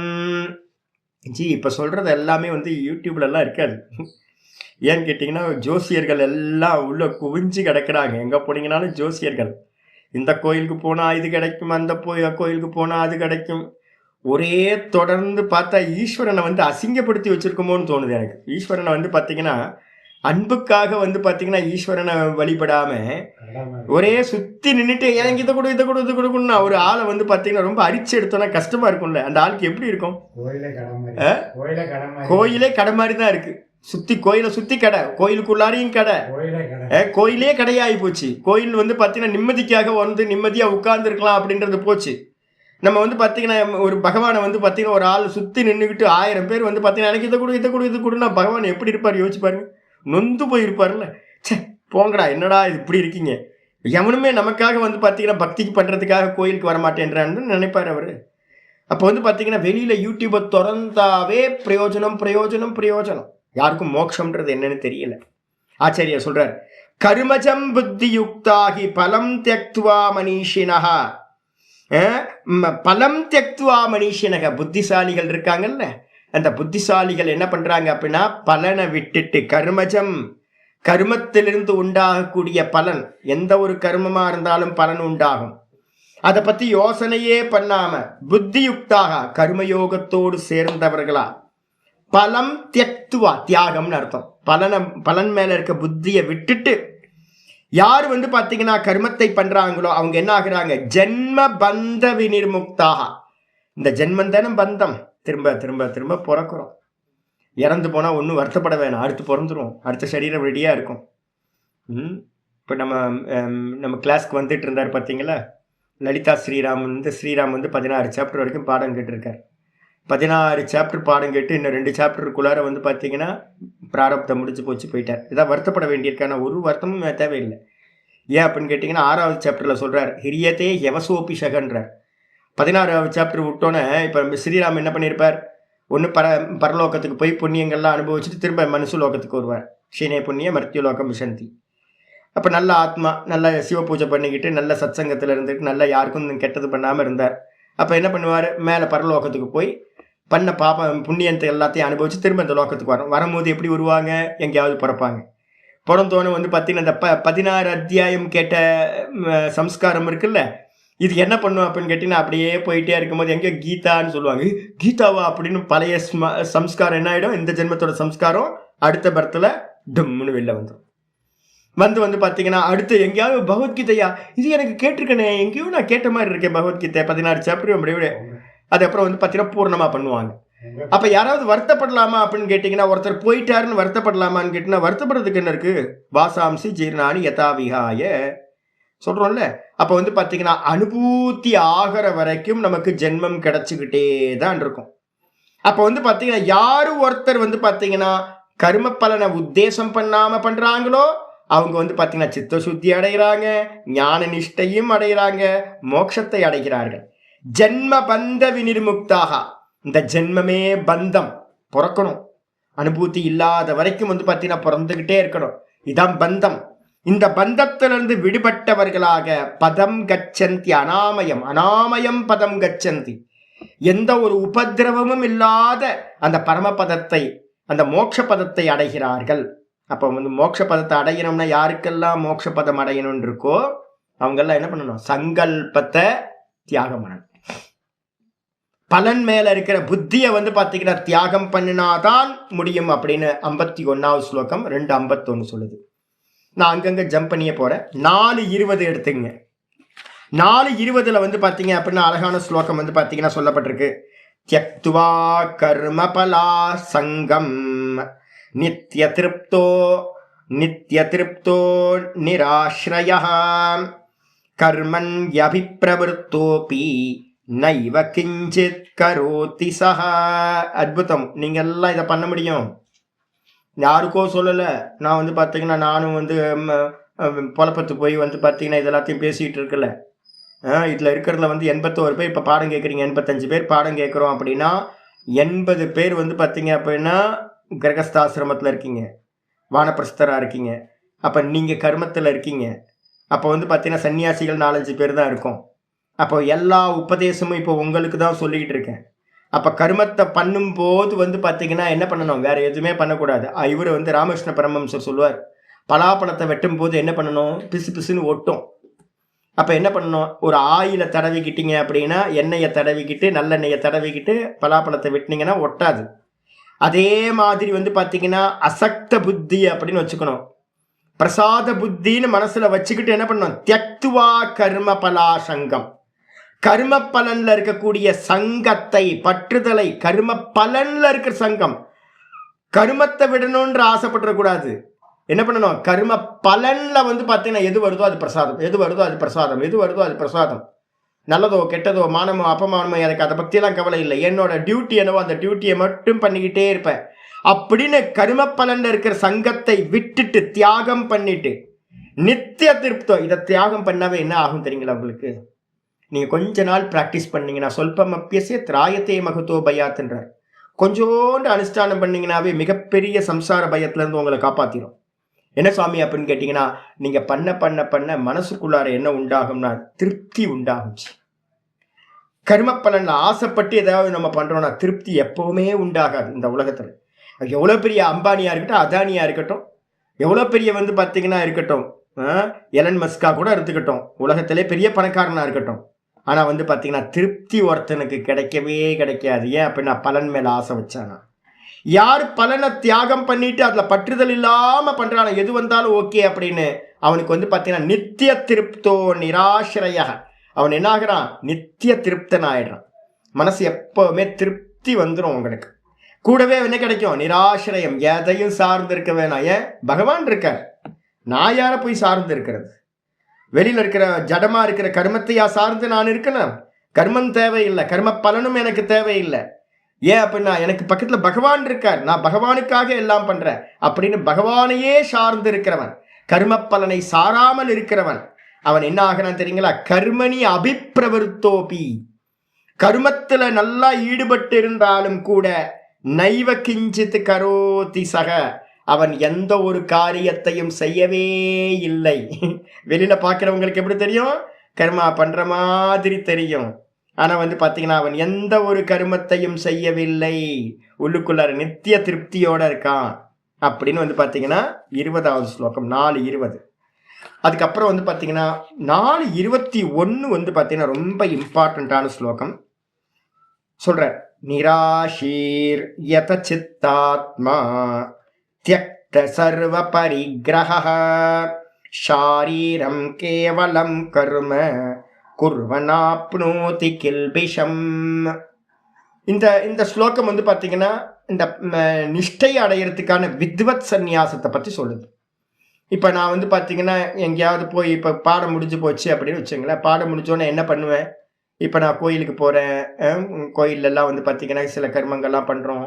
வெளியில் போனால் வந்து பார்த்தீங்கன்னா தான தர்மம் நம்மளால் என்ன முடியுதோ நம்ம கையில் இருக்கிறது எல்லாத்தையும் பண்ணுறோம். இதெல்லாம் வந்து பார்த்தீங்கன்னா என்னன்னு கேட்டிங்கன்னா இந்த ஒரு நம்ம மனநம்ன்ற ஒரு ஸ்டேஜ் பண்ணிகிட்டு இருக்கோம். நான் விவகாரம் பண்ணிகிட்டு இருக்கேன், கிளாஸ் எடுத்துக்கிட்டு இருக்கேன். இதுக்காக வந்து பார்த்தீங்கன்னா நான் சின்ன வெளியில் கொஞ்சோண்டு வந்து பார்த்தீங்கன்னா கர்மயோகமாக பண்ணிகிட்டு இருக்கேன். அந்த கர்மயோகத்தையும் என்ன பாவனையில் பண்ணுறோம்? விராட் உபாசனைன்ற பாவனையில் பண்ணுறோம். அதுக்கப்புறம் என்னோட விஷனை வந்து பார்த்தீங்கன்னா நான் ஞானத்தோட விஷனை கொண்டு வந்து என்ன பண்ணுறேன்? இது நடக்கவே இல்லை, ஏதோ தெரியுது, ஏதோ மாயா வந்து பார்த்தீங்கன்னா காரியம் பண்ணிக்கிட்டு இருக்கு. பிரகிருதியை கிரியமானானி குணை கர்மானி சர்வசா, எல்லாம் மாயையோட 3 குணங்கள் பண்ணுது அப்படின்னு பாவத்தில் பண்ணுறேன். இதே வந்து இப்போ பாடம் முடிஞ்சிருச்சு அப்படின்னா அதுக்கப்புறம் வந்து பார்த்தீங்கன்னா என்ன பண்ணணும் அப்படின்னா, நிஷ்டைக்கு போகிற சன்னியாசிக்கு வந்து இந்த 4:21 ஸ்லோகம் சொல்லுது. நிராஷீர் யத சித்தாத்மா. நிராஷீஹி அப்படின்னா நம்ம கர்மயோகம் பண்ணும் போதே ஆசை இல்லாமல் போயிட்டோம். கர்மயோகத்திலேயே ஆசை மெதுவா மெதுவா மெதுவா பிரசாத புத்தியை பண்ணி பண்ணி பண்ணி எது வேணாம் எது வேணாம் எது வேணாம் எது வேணாம், பகவான் போதும் பகவான் போதும், வேற எது வேணாம் அப்படின்னே மனசுல கொண்டு வந்து யத சித்தாத்மா நல்லா வந்து பார்த்தீங்க அப்படின்னா இந்த உடம்பையும் இந்த சித்தத்தையும் மனசையும் வந்து பார்த்தீங்கன்னா நல்லா வந்து பார்த்தீங்கன்னா கண்ட்ரோல் பண்ணவனா தியக்த சர்வ பரிகிரக. இப்போ நான் உங்கள்கிட்ட இருந்து வாங்குறேன்ல, பரிகிரகம் பண்ணுறேன்ல, நான் தட்சிணை யார் கொடுத்தாலும் வந்து பார்த்தீங்கன்னா, ஆனால் முன்னாடிலாம் வாங்காமல் இருந்தேன். நான் முன்னாடிலாம் வந்து பார்த்தீங்கன்னா ரொம்ப ஸ்ட்ரிக்டாக இருந்தேன். இப்போ வந்து பார்த்தீங்கன்னா ஏன் இந்த கோர்ஸ் ஆரம்பித்ததுலேருந்து நான் வந்து பார்த்தீங்கன்னா ஒரு 15 பேர் இருக்கும்போதே நான் வந்து பார்த்தீங்கன்னா எதையும் வாங்காமல் ரொம்ப கேர்ஃபுல்லாக இருந்தேன். இப்போ எதுக்கு வாங்குறேன் அப்படின்னா, நான் இப்போ எனக்கு தெரிஞ்சது என்னன்னு கேட்டிங்கன்னா, குரு சேவை பண்ணாத வித்யா வந்து பார்த்தீங்கன்னா உதவாதுன்னு எனக்கு தெரிஞ்சு போச்சு ஒரு 10 வருஷத்தில். இப்போ அதனால் யாராவது பணம் கொடுத்தா வந்து பார்த்தீங்கன்னா திரவியம் கொடுத்தா நான் வந்து ஸ்வீகாரம் பண்ணிக்கிறேன். அந்த ஸ்வீகாரம் பண்ணுற தனத்தையும் நான் என்ன பண்ணுறேன் அப்படின்னா ரீடைரக்ட் பண்ணி விட்டுறது, எல்லாம் நாராயணனுக்கே சமர்ப்பணம் அப்படின்னு எல்லாத்தையும் எடுத்து வான வேடிக்கை தான் எல்லாத்துக்கும் பப்ளிக்கு பண்ணுறது. இது இப்போ திரவியத்தை பரிகிரகம் பண்ணிட்டு இருக்கேன்ல, இது பண்ணலாமா அப்படின்னா நிஷ்டைக்கு போகும்போது அதையும் பண்ணக்கூடாது. தியக்த சர்வ பரிகிரக, பரிகிரகங்களை எல்லாத்தையும் விட்டுட்டு, பரிகிரகம்னா ஸ்வீகாரம் பண்ணுறது வஸ்துக்களை. நிஷ்டைக்கு போகிறவன் என்ன பண்ணணும் அப்படின்னு கேட்டிங்கன்னா தானம் தர்மம் பண்ணுறது எல்லாத்தையும் கூட தியாகம் பண்ணிடணும். நிஷ்டைக்கு போகிறவன் வந்து பார்த்தீங்கன்னா சதா காலமும் வந்து பார்த்தீங்கன்னா ஒரே தத்துவத்தில் நிற்கிறதுக்கு அப்போ என்ன பண்ணணும், தியக்த சர்வ பரிகிரக, எல்லா பரிகிரகங்களையும் தியாகம் பண்ணிட்டு அப்போ எப்படி நிற்கிறது, கேவல சாரீரம் கேவலம் கரும. அப்போது இப்போ வந்து நான் வந்து பார்த்தீங்கன்னா வெறும் சரீரத்துக்கு மட்டும் பண்ணாமல் மற்ற காரியங்களையும் பண்ணுறேன், ஆனால் கரும பலன் மேலே ஆசை இல்லாமல். அதே நேரத்தில் கொஞ்சம் நிஷ்டைக்கு போகும்போது என்ன பண்ணுவோம், வெறும் சரீரத்தை தாங்கிறதுக்கு என்ன உண்டோ, ரமண பகவான் வந்து பார்த்தீங்கன்னா இருந்த மாதிரி குகையில் வந்து சதா காலமும் மெடிடேஷன்லையே இருக்கிறது, பசிச்சா வந்து பார்த்தீங்க அப்படின்னா தேகத்துக்கு வந்து பிக்ஷை எடுக்கிறது, பேசாமல் மீதி நேரம்லாம் பேசாமல் தான்ல மெடிடேஷன்லையே இருக்கிறது. அப்போ கேவலம் சாரீரம் கரும, வெறும் சரீரத்தை நிற்க வைக்கிறதுக்கு என்ன கருமா இருக்கும், என்ன கருமா இருக்கும், பசிச்சா சாப்பிடணும், தூக்கம் வந்தால் தூங்கணும், வியர்த்தா குளிக்கணும், இவ்வளோதான். இந்த 3 கர்மாத்தை மட்டும் பண்ணிக்கிட்டு ஞானானந்த சுவாமின்னு ஒரு சுவாமி இருந்தார் திருக்கோவிலூரில், வந்து ஞானானந்த சுவாமின்னு. அவர் வந்து சன்னியாசிகளுக்கு சொல்கிற உபதேசம் வந்து பார்த்தீங்கன்னா வியர்த்தா குழி, பசி வந்தா சாப்பிடு, தூக்கம் வந்தா தூங்கு. எப்படி என்ன அருமையான வார்த்தை இல்லை, பசிச்சா சாப்பிடு. நம்ம வேலைக்கெல்லாம் சாப்பிட்றதுலாம் இல்லை, எப்போ பசிக்குதோ அப்போ சாப்பிடு, இன்னும் பிக்ஷை எடுக்கிறதுக்கு போ. இது வந்து அப்படியே ஐத்திரேய உபனிஷத்தில் வந்து பார்த்தீங்கன்னா சொல்லப்பட்டிருக்கு. ஒரு சன்னியாசி வந்து நிஷ்டைக்கு போகிறவனை என்ன பண்ணணும், கண்ணை மூடி உட்காந்துக்கணுமா, வயிற்று பசி வரும்போது சரீர பிரஜைக்கு வரணுமா. ஓ சரீரம் இருக்கோ, ஓ சரீரம் இருக்கு போல இருக்கே, அப்போ போய் பசி எடுக்கிற மாதிரி தெரியுது அப்படின்னு போய் பிக்ஷை வாங்கிட்டு திரும்ப வந்து பார்த்தீங்கன்னா சரீர பிரஜையை விட்டுட்டு தானில் நிற்கிறது. கொஞ்சம் வியர்க்கிற மாதிரி இருக்கு, சரீர பிரஜைக்கு வா, ஒரு ஜலத்தை எடுத்து தலையில் ஊற்றிக்கிட்டு திரும்ப வந்து பார்த்தீங்கன்னா தானில் நில்லு. அதுக்கப்புறம் தூக்கம் லைட்டாக வருது, சரி தூங்கிடு, அவ்வளோதான்.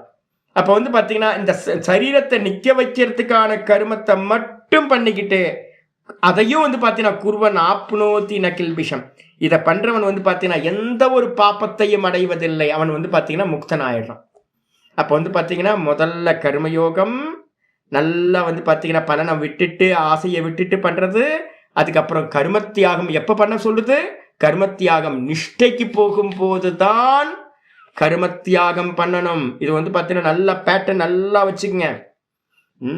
எந்த இடத்துலையும் இப்போ நான் வந்து பார்த்தீங்கன்னா என்னை பார்த்தீங்கன்னா பேய் மாதிரி வேலை செய்வேன் நான், இன்னும் சாமி தெருவா அலைஞ்சிக்கிட்டு இருக்காரே அப்படின்னு யாராவது பார்ப்பாங்க, யாருக்கும் தெரியாது, விஷயம் வந்து பார்த்தீங்கன்னா தெரியாது. எப்போ நம்ம நிஷ்டைக்கு போகிறோமோ அப்போ சர்வ கர்மத்தையும் தியாகம் பண்ணிடணும். நிஷ்டைக்கு போகிறதுக்கு முன்னாடி வரைக்கும் நம்ம விவகாரம் ஏதாவது பண்ணிக்கிட்டு இருக்கோம் அப்படின்னா அப்போ எல்லாத்தையும் கர்மங்களை வந்து கர்ம யோகமாக தான் பண்ணணும், அதுவும் விராட் உபாசனையாக பண்ணணும், அது இதாக பண்ணணும், ஸ்வகர்மத்தை வந்து பார்த்தீங்கன்னா பண்ணணும். பின்னாடி வரப்போகுது சித்தி பின்னாடி அதெல்லாம் வரப்போகுது, இதோட கண்டினியூட்டி தான் அதெல்லாம் 18வது சாப்டரில் நிறைய ஸ்லோகங்கள் வரப்போகுது. அதனால எப்படி பண்ணணும் கர்மத்தை அப்படின்னு ஸ்வகர்மநாதம் அபியர்ச்ச சித்தி விந்ததி மாணவாக அப்படின்னு ஸ்லோகங்கள்லாம் வரப்போகுது. அதனால வந்து பார்த்தீங்கன்னா 18வது சாப்டர்ல ரொம்ப எஸ்டாப்ளிஷ் பண்ண போறோம். அதனால மனசுல நல்லா புரிஞ்சுங்க, கர்மப்பல தியாகம் பண்ணி சமநிலையை அடையணும். இப்ப கர்மயோகத்தோட பிரயோஜனம் வந்து பார்த்தீங்கன்னா சமநிலையை அடைஞ்சதுக்கு அப்புறம் தான் நிஷ்டைக்கு போறோம். நிஷ்டைக்கு போகும்போது எல்லா கர்மத்தையும் விட்டுட்டு வெறும் சரீர கர்மத்தை மட்டும் பண்றது.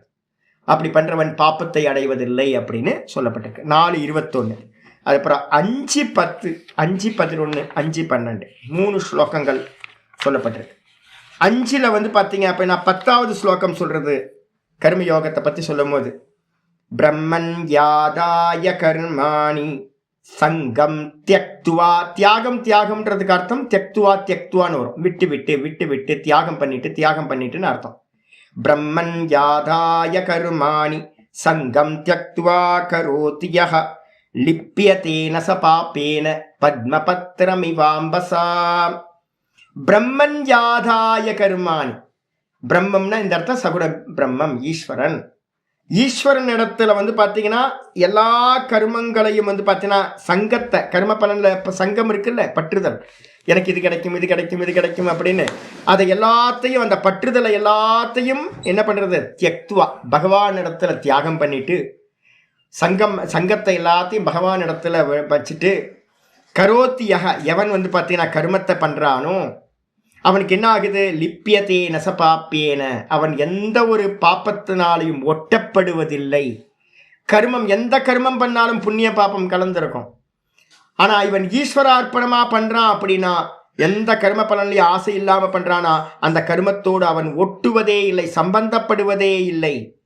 எப்படி அப்படின்னா பத்மபத்திரம் இவாம்பசா, எப்படி தாமரையில தண்ணியிலேயே கிடந்தாலும் தண்ணீரோட ஒட்டுறதில்லையோ, அதே மாதிரி இவன் கர்மத்தை செய்து கொண்டிருந்தாலும் கர்மத்தோடு இவன் ஒட்டுவதே இல்லை அப்படின்னா 5:10 முக்கியமான கர்மயோக ஸ்லோகம் அதுதான். தியாகத்தை பத்தினது அதுதான் இருக்கு. அதுக்கப்புறம் 11வது ஸ்லோகம் சொல்லுது, காயேன மனசா புத்தியா கேவலைரிந்திரியைரபி யோகினः கர்ம குர்வந்தி சங்கம் த்யக்த்வாத்ம சுத்தயே. அற்புதமான ஸ்லோகம். இந்த 5ல் 10, 11, 12 3 ஸ்லோகங்கள் ரொம்ப எக்ஸலண்ட். எப்படி பண்றாங்க சுவாமி கர்மயோகம் பண்றவங்க, எப்படி பண்றாங்க, யோகிகள் எப்படி இருப்பாங்க அப்படின்னு கேட்டீங்கன்னா, காயேன மனசா புத்தியா. காயம் வேணுமா, உடம்பு வேணுமே ஒரு கர்மா பண்றதுக்கு உடம்பு வேணும். அதுக்கப்புறம் மனசு அதோட சேர்ந்து தான் கர்மா பண்ணணும், மனசு வேணும், கோஆர்டினேட்டர். அப்ப மனசு மட்டும் இல்லாம புத்தியில வந்து பாத்தீங்கன்னா, புத்தி அவேர்னஸா இருந்தா தானே பண்ண முடியும். புத்தி கூட வந்து பாத்தீங்கன்னா இந்திரியங்கள், கேவலைர் இந்திரியைரபி, வெறும் இந்திரியங்களாலும் வெறும் மனசினாலும் வெறும் உடம்புனாலும் வெறும் புத்தியினாலும், இது எல்லாத்திலையும் இப்ப நான் வந்து பாத்தீங்கன்னா புத்தியை யூஸ் பண்ணி, என்னோட வாக்கை யூஸ் பண்ணி, என்னோட மனசை யூஸ் பண்ணி இப்ப நான் பாடம் எடுத்துக்கிட்டு இருக்கேன். இதோட பர்பஸ் என்ன சாமி, ஒரு மண்ணாங்கட்டியும் இல்லை, எந்த ஒரு சங்கல்பமும் இல்லை, எதுவும் இல்லை. ஈஸ்வரன் வந்து என்ன பண்ணுவார், ஈஸ்வரன் வந்து பார்த்தீங்கன்னா நாய்க்கு ஒரு வேலை கொடுத்துருக்காரு. பரமஹம்சானந்தா நாயே, உன்னோட வேஷம் போட்டிருக்க, உனக்கு ஒரு சன்னியாசி வேஷம் கொடுத்துருக்கு. நாய் என்ன பண்ணும், குலைச்சிக்கிட்டே இருக்கும். நீ என்ன பண்ணு, வேதாந்தத்தை சொல்லிக்கிட்டே இருக்கு, இவ்வளோதான். பரமஹம்சானந்தான்ற நாய்க்கு என்ன வேலை அப்படின்னா குலைச்சிக்கிட்டே இருக்கிறது. இப்போ நாய் குலைக்கிறதுக்கு ஏதாவது வந்து பார்த்தீங்க அப்படின்னா கிரெடிட் ஏதாவது கிடைக்குமா, லாபம் ஏதாவது இருக்குமா அப்படின்னா ஒரு லாபம் இருக்காது. உத்தேசம் பண்ணலாமா இல்லை. அப்போ வந்து பார்த்தீங்கன்னா இப்போ நான் என்ன பண்ணுறேன் அப்படின்னு கேட்டிங்கன்னா, வெறும் புத்தி மனசு இந்திரியங்கள் இதனால் வந்து பார்த்தீங்க அப்படின்னா ஒரு கர்மா பண்ணிகிட்டு இருக்கோம். வெறுமனே இதை மட்டும் யூஸ் பண்ணி யோகின கர்ம குர்மந்தி சங்கம் தியக்துவா. சங்கம்னா என்ன அர்த்தம், இதோட எந்த பிரயோஜனமும் வந்து பார்த்தீங்கன்னா மோட்ச பிரயோஜனத்தை தவிர்த்து, பகவானை அடையிறதை தவிர்த்துட்டு வேற எந்த பிரயோஜனமும் இல்லை அப்படின்னு யோகிகள் கர்மத்தை செய்கிறார்கள். எப்படி அப்படின்னா, எதுக்காக அப்படின்னா ஆத்மசுத்தையே. ஆத்மசுத்தினா என்ன அர்த்தம், அந்த கரண சுத்தி. அந்த கரண சுத்தினா என்ன அர்த்தம், மனசோட சமநிலைக்கு பேர் தான் அந்த கரண சுத்தி. ராகம் துவேஷம் இல்லாம மனசு வந்து பாத்தீங்கன்னா சமநிலைக்கு வர்றதுக்காகத்தான் வந்து பாத்தீங்கன்னா எல்லா கர்மங்களையும் சங்கத்தை விட்டு பற்றுதலை விட்டு யோகிகள் செய்கின்றார்கள். அப்போ வந்து பார்த்தீங்கன்னா எதுக்காக, கர்மயோகத்தோட பர்பஸே பற்றுதல் விட்டு பண்ணுறதோட பர்பஸே சமநிலையை அடையிறதுக்கு. அதுக்கப்புறம் அடுத்து 12வது ஸ்லோகம் 5:12.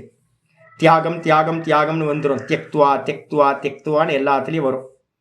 யுக்த கர்மபலம் தியக்துவா சாந்திமாப்னோதி நைஷ்டிகீம் அயுக்த காமகாரேன பலே சக்தோ நிபத்யதே. அற்புதமான ஸ்லோகம்.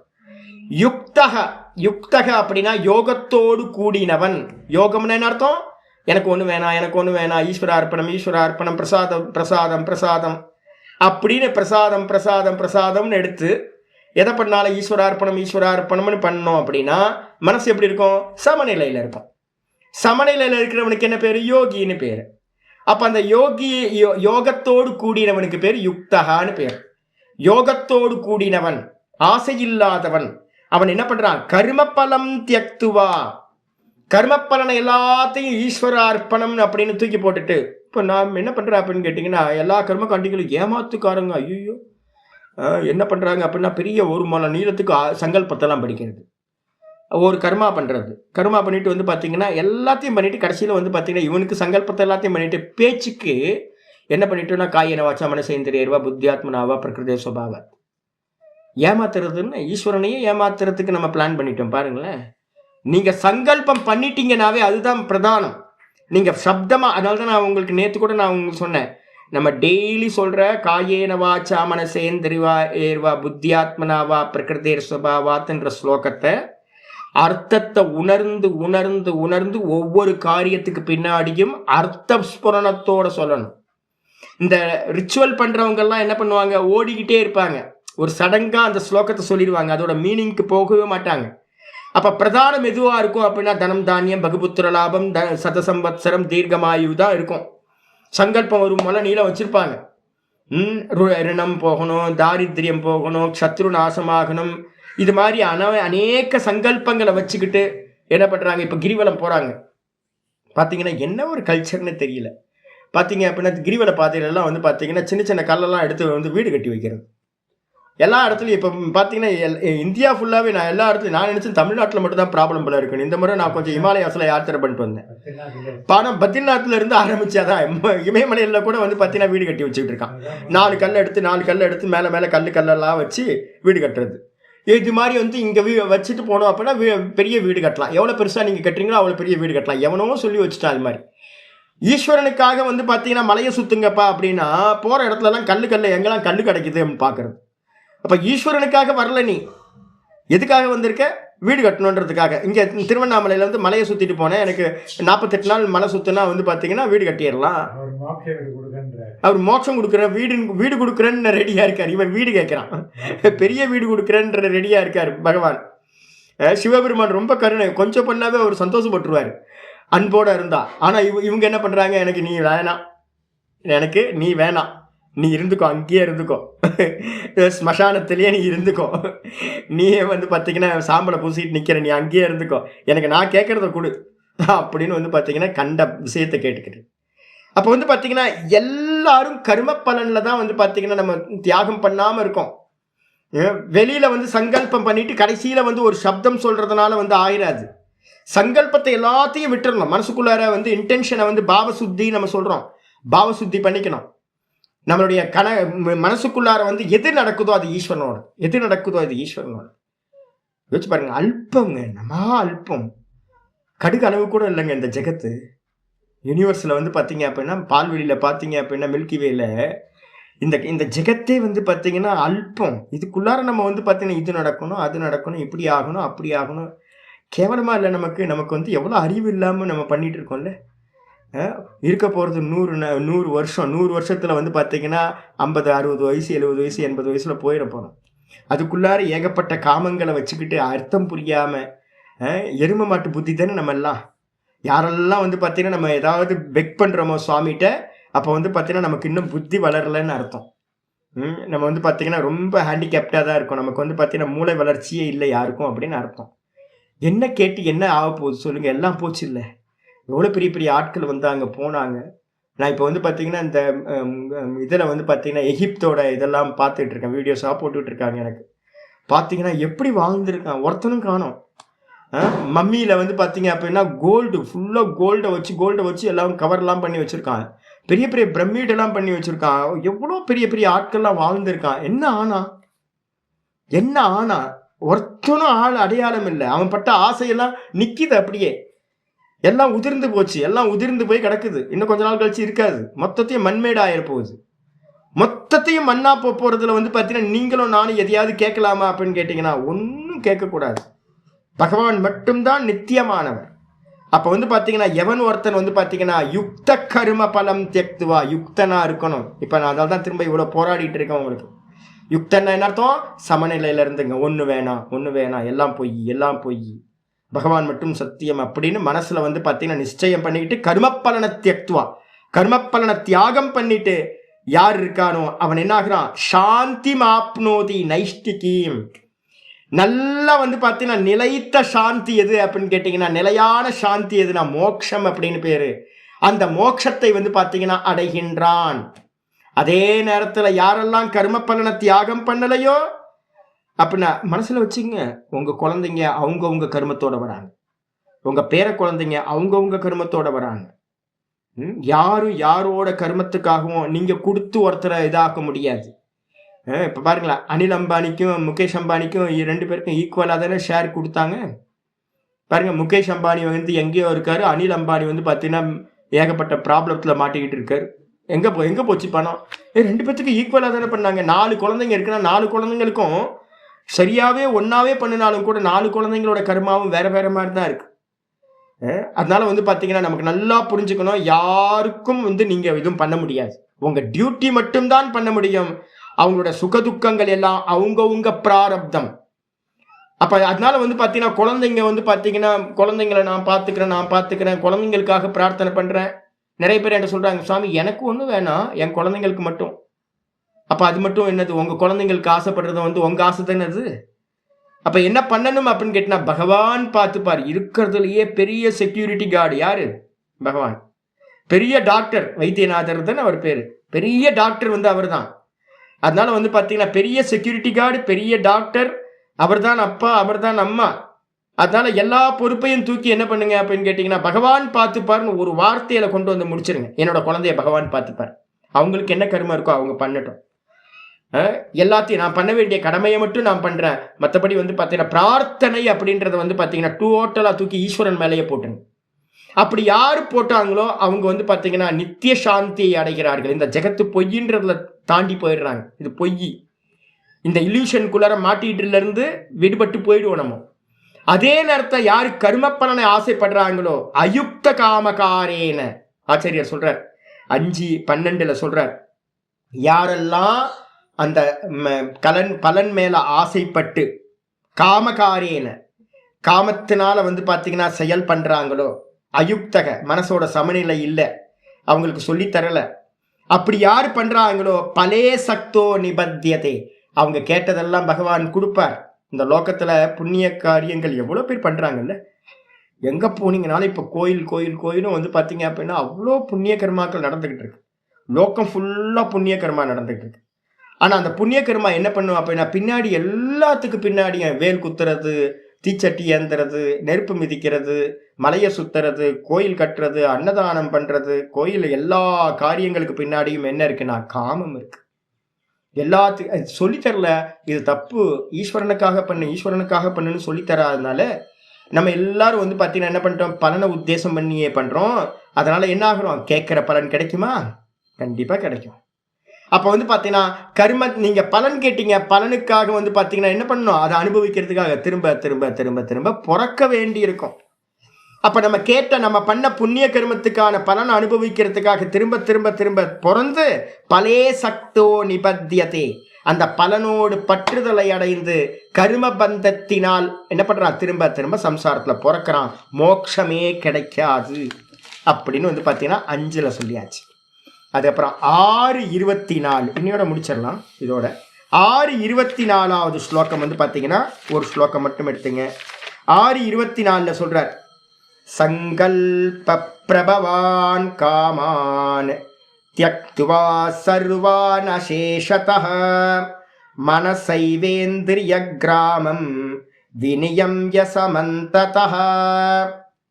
நீங்க முதல்ல வந்து வெளியில் இந்த கர்மயோகம் பண்ணி பண்ணி பண்ணி ஒன்று வேணாம் பகவான் போதும் அப்படின்னு ஆத்ம காமத்தை மட்டும் ஈஸ்வர காமத்தை மட்டும் வச்சுக்கிட்டே போகணும். இதை சொல்லும் போது சொல்றாரு என்னன்னு கேட்டினா 24வது ஸ்லோகம் 6:24 சொல்றாரு, சங்கல்ப பிரபவான் காமான். சங்கல்பத்தினால தான் பார்த்தீங்கன்னா காமங்கள் உண்டாகுது. இது நல்லா இருக்கு, எனக்கு இது வேணும். என்னது ஒரு சங்கல்பம் பண்ற அபிப்பிராயம் இருக்குல்ல, சங்கல்பம். இது நல்லா இருக்கு, இது எனக்கு வேணும், இது நல்லா இருக்கு, இது எனக்கு வேணும். அப்போ இந்த நல்லா இருக்கு வேணும்னு நம்ம சங்கல்பம் பண்றோம் பார்த்தீங்களா. எல்லா காமங்களுக்கும் மூல காரணம் எது அப்படின்னு கேட்டீங்கன்னா சங்கல்பம். எல்லா காமங்களும் எங்கிருந்த ஆசைகள் எல்லாத்துக்கும் காரணம் நம்ம பண்ற சங்கல்பம். காம சங்கல்பம் பண்றோம்ல, எனக்கு அது வேணும், இது வேணும். மேன்னு ஆட்டுக்குட்டி மாதிரி கத்திக்கிட்டே இருக்கிறோம் பிறந்ததுல இருந்து. அனந்த கோடி ஜென்மங்களா இதே காரியத்தை பண்ணியிருக்கோம். அப்ப என்ன பண்ணணும் அப்படின்னு கேட்டீங்கன்னா, எனக்கு ஒரே ஒரு காமம் தான் இருக்கணும். என்ன காமம் இருக்கணும்னா, ஈஸ்வரனை மட்டும் சங்கல்பம் பண்ணுங்க. எனக்கு ஈஸ்வரன் மட்டும்தான் வேணும். என்னோட கோல் பகவான் மட்டும்தான், மோட்சம் மட்டும்தான். பகவான் தான் மோட்ச ஸ்வரூபம். அதை தவிர்த்துட்டு நீங்க பண்ற சங்கல்பங்கள் எல்லாம் க்ஷுத்ர சங்கல்பம், உங்களை பந்தப்படுத்தக்கூடியது, அல்பம் எல்லாம். அதனால பாத்தீங்கன்னா சங்கல்பம் தான் எல்லா காமங்களுக்கும் மூல காரணம். காமம் வந்துச்சுன்னா கர்மம். அப்ப காம கர்ம பிரவருத்தி. இந்த காம கர்மம் எங்க கர்மம் எங்க நடக்குது? காமம் இருந்தா நடக்கும். காமம் எதனால உண்டாகுது? சங்கல்பத்தினால. அப்ப சங்கல்பம் தான் இந்த ஜென்மத்துக்கு எது காரணம்னு யாராவது கேட்டாங்கன்னா, இந்த சங்கல்பத்துக்கு இந்த கர்ம சம்சாரத்துக்கு காரணம் நம்ம பண்ற சங்கல்பம், காம சங்கல்பம். அதனால புத்திசாலியா இருக்கிறவன் என்ன பண்ணணும் அப்படின்னு கேட்டீங்கன்னா, சர்வான் அசேஷதக தியக்துவா, மிச்சமில்லாம பாத்தீங்கன்னா இந்த உலகத்தை பத்தி நம்ம என்னெல்லாம் சங்கல்பம் பண்ணி வச்சிருக்கோமோ அந்த சங்கல்பத்தை எல்லாத்தையும் என்ன பண்ணணும் அப்படின்னு கேட்டா மிச்சமில்லாமல் தியாகம் செய்து விட்டு. அப்ப நிஷ்டைக்கு போறவன் என்ன பண்ணணும்? எந்த சங்கல்பங்களும் பண்ணாம மிச்சமில்லாம சங்கல்பத்தை பாத்தீங்கன்னா பண்ணிட்டு விட்டுட்டு தியாகம் பண்ணிட்டு மனசா ஏவ இந்திரிய கிராமம். அப்ப பாத்தீங்கன்னா மனதினால் இந்திரியத்தில் இருக்கக்கூடிய எல்லாத்தையும் பார்த்தீங்க அப்படின்னா இந்திரிய கூட்டங்களை எல்லாத்தையும் கண்ட்ரோல் பண்ணி சமந்ததக நாலா பக்கமும் இந்திரியங்களும் மனசும் போயிட்டு இருந்துச்சுல, இதை எல்லாத்தையும் கண்ட்ரோல் பண்ணி ஆத்மாலேயே பார்த்தீங்கன்னா மெதுவா ஆத்மால நிப்பாட்டணும். அப்போ பார்த்தீங்கன்னா நீங்க நிஷ்டையை அடையிறதுக்கு பார்த்தீங்கன்னா 6:24 6:25 சொல்லுது. ஷனை ருபரமேத் புத்தியா திருதி கிரகீத்தையா ஆத்ம சம்ஸ்தம் மனக்கிருத்துவா ந கிஞ்சித் அபிச்சிந்தையேத். மெதுவா ஆத்மாலையே மனசை கொண்டு நிப்பாட்டி வேற எந்த ஒன்றையும் சிந்திக்காதே அப்படின்னு பார்த்தீங்கன்னா ஆத்ம நிஷ்டைய சொல்லுது. அப்ப ஆத்ம நிஷ்டையை அடையறதுக்கு முன்னாடி என்ன ஸ்டெப் பண்ணணும் அப்படின்னா, சர்வ சங்கல்பங்களையும் தியாகம் பண்ணணும். சர்வ சங்கல்பங்களையும் தியாகம் பண்ணிட்டு வெறுமனே பார்த்தீங்கன்னா நல்ல மனசுனால இந்திரியங்களை கூட்டங்களை எல்லாத்தையும் கண்ட்ரோல் பண்ணி இந்த ஆத்மாலையே பார்த்தீங்கன்னா நிப்பாட்டும். அப்ப என்ன பண்ணணும்? சங்கல்பம் தான் பார்த்தீங்கன்னா ஆத்மால நிக்கிறதுக்கு தடையா இருக்கிறது. நம்ம என்னெல்லாம் சங்கல்பம் பண்றோமோ அதெல்லாம் நம்மளை பார்த்தீங்கன்னா பகிர்முகமா ஆக்கிக்கிட்டே இருக்கு. அப்ப முதல்ல பார்த்தீங்கன்னா காம சங்கல்பங்களை என்ன பண்ணணும்? தியாகம் பண்ணிட்டு பகவான் மேல சமர்ப்பணம் பண்ணிட்டு பண்ணணும். இப்போ நம்ம 2 சப்தங்கள் பார்த்துருக்கோம், சந்நியாசம் அதுக்கப்புறம் தியாகம். இந்த ரெண்டுத்துலையும் பார்த்தீங்கன்னா இப்போ கொட்டேஷன் கொடுத்தது எல்லாத்தையும் எடுத்து பார்த்தீங்க அப்படின்னா ஒரே ஒன்று தான் தெரியும். என்ன அப்படின்னா 5 அந்த இதில் பார்த்தீங்க அப்படின்னா 5, 1, 2, 3 4 வரிசையாக சொன்ன ஸ்லோகங்கள்ல இருக்கிறது என்னன்னு கேட்டிங்கன்னா, கர்ம சந்நியாசியும் யோகியும் 2 பேரும் ஒருத்தர் தான். 2 பேர்த்துட்டு என்ன இருக்கு அப்படின்னு கேட்டிங்கன்னா கர்ம பல தியாகம் இருக்கு. அப்போ ஆச்சாரியரும் பாஷ்யத்தில் சொல்ல போறார். நாளைக்கு மறுநாள் நம்ம திரும்ப பாஷ்யத்தை கண்டினியூ பண்ண போறோம். அப்போ பார்த்தீங்கன்னா பாஷ்யத்தில் சொல்றார், சந்நியாசம்ன்ற சப்தமும் தியாகம்ன்ற சப்தமும் ரெண்டும் ஒரே அர்த்தம். ரெண்டுமே என்ன அப்படின்னா தியாகம். அப்ப சந்நியாசம்னாலும் தியாகம், தியாகம்னாலும் தியாகம். அப்ப ரெண்டுமே ஒண்ணுதான். அப்போ அதனால பார்த்தீங்கன்னா என்ன வித்தியாசம்? ஒன்றுத்துல பார்த்தீங்கன்னா சந்நியாசம்ன்றது பார்த்தீங்கன்னா கர்ம பல தியாகம், அதுக்கப்புறம் சந்நியாசம்ன்றது பார்த்தீங்கன்னா கர்ம தியாகம்.